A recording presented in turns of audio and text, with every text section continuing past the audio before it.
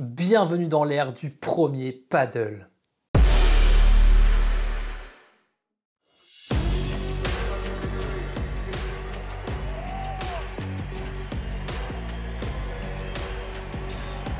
Bienvenue dans l'ère du premier paddle, le circuit qui révolutionne le monde du paddle professionnel. Aujourd'hui, nous allons explorer comment et pourquoi ce circuit est devenu la nouvelle référence du paddle mondial. Bonjour à toi, bienvenue dans cette nouvelle vidéo, ici Tom Pandore et comme tu le sais, j'interviens une fois par mois sur la chaîne de Léo Poulain pour te présenter des petites choses sur le domaine du paddle, notamment de la documentation paddle. Aujourd'hui, comme tu l'auras compris, on va s'attaquer sur le circuit premier paddle. Qu'est-ce que le circuit premier paddle? Ça, on en a globalement une petite idée, on le voit régulièrement à la télé en ce moment. Mais on va s'attaquer plutôt à l'historique de premier paddle. D'où vient le premier paddle? Pourquoi premier paddle? Ça fait beaucoup de premier paddle. Mais voilà, l'idée c'est de découvrir un petit peu des petites choses, l'histoire de premier paddle, le fonctionnement de premier paddle, le prize money, quelles sont les différences avec le World Paddle Tour. C'est justement ce qu'on va essayer de voir dans cette vidéo ensemble. Donc si tu es prêt, je te propose qu'on ne perde pas davantage de temps et on va s'attaquer directement à ce circuit premier paddle. C'est parti! Depuis 2013, le World Paddle Tour était le circuit leader dans le monde du paddle jusqu'à ce que Premier Paddle arrive en 2022.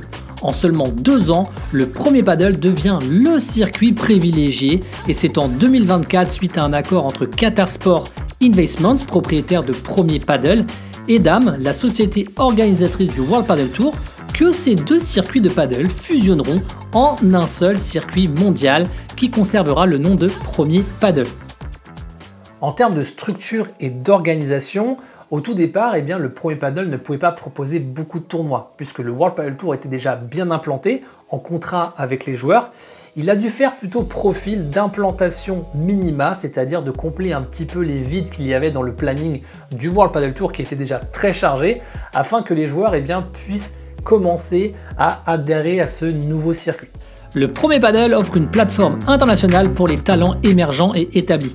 Avec 25 tournois répartis dans 18 pays sur 5 continents, les pays visités sont l'Arabie Saoudite, le Qatar, l'Espagne, le Mexique, la France, le Venezuela, la Belgique, le Paraguay, l'Argentine, le Chili, l'Italie, le Pays-Bas, l'Allemagne, la Finlande, la Suède, l'Égypte, le Koweït et les Émirats Arabes Unis.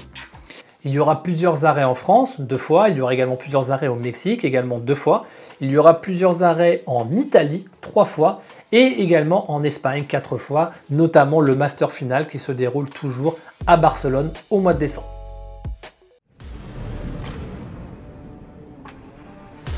Pourquoi Premier Paddle? Le nom Premier Paddle reflète tout simplement son ambition, être la première et la plus prestigieuse compétition de paddle au monde, attirant les meilleurs joueurs et offrant une visibilité accrue.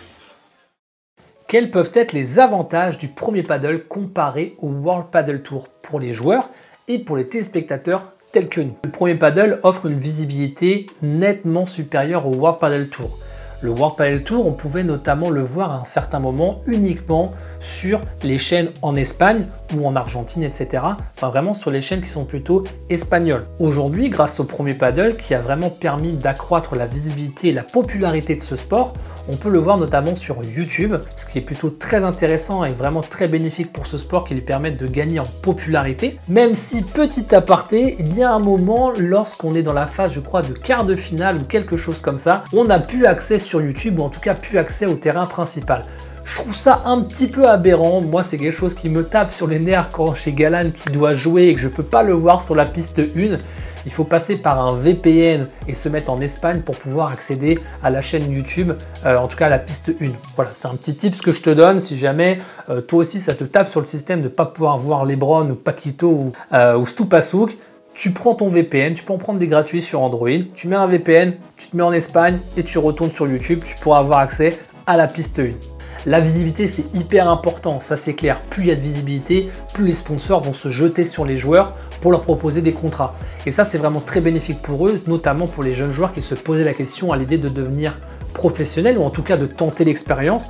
C'est davantage encourageant pour eux. Le budget alloué pour le World Paddle Tour sur un circuit, notamment les circuits principaux comme les Masters et les premiers paddles, sur les circuits principaux également comme les majors ou les P1, le budget alloué est nettement supérieur. Et quand je te dis nettement supérieur, on n'est pas sur un petit peu plus, on est sur nettement beaucoup plus de chez plus. Donc je reprends mes petites notes juste pour te dire, sur les tournois principaux World Padel Tour, nous étions sur un prize money de 110 880 €. Que comprend ce 110 880 €? C'est tout simplement le budget alloué pour les récompenses financières pour les joueurs, que ce soit pour le perdant du premier tour et le vainqueur du tournoi.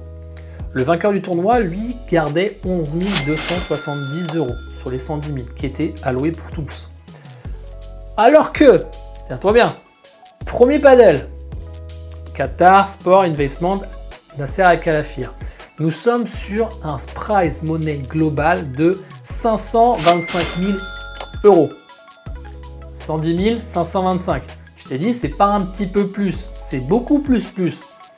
Soit 47 300 € pour les vainqueurs. Donc on va pas se mentir, le premier paddle offre un prize money qui est tellement énorme, qui permet vraiment à des jeunes joueurs émergents d'espérer pouvoir vivre de leur passion et d'espérer atteindre la sphère professionnelle, notamment les tops, etc.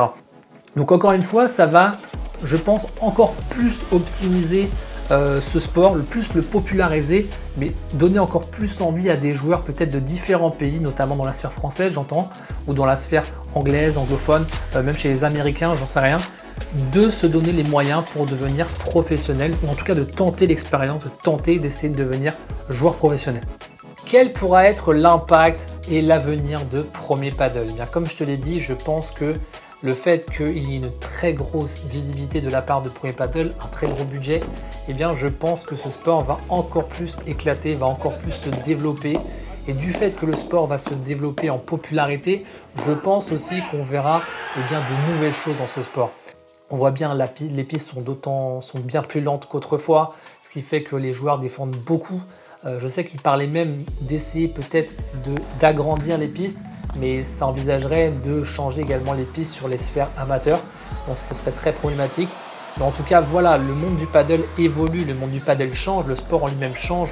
Il y a beaucoup de préparation physique maintenant, tout est optimisé au mieux. Et donc, grâce à cette visibilité que propose Premier Padel, grâce à ce budget, sachant qu'on est qu'aux prémices, je pense que le prize money va augmenter au fur et à mesure. Plus il y aura de gens à regarder, plus il y aura de bruit autour de ça, et bien plus il y aura d'argent. Et donc forcément, le prize money va augmenter.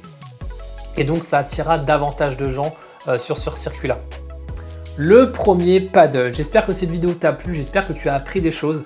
N'hésite pas à me dire dans les commentaires si tu penses que le Premier Padel va rester la référence en termes de circuit de paddle, ou est-ce que peut-être qu'une autre organisation va créer une autre compétition qui va peut-être venir grappiller du terrain pour tenter de devenir le leader.